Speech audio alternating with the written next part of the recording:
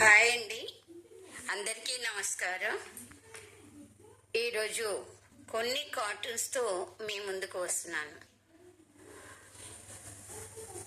Gas cylinder ధర 60 రూపాయల పెంపు వార్త. గ్యాస్ ధర 60 రూపాయలు పెరిగిందని, నువ్వు ఇంటి ఖర్చులకి 6,000 పెంచడం అన్యాయం రాజీ. మన పని బాగున్నది కదా మామ, గ్యాస్ రాలే అని బెంగ పడక్కర్లేదు.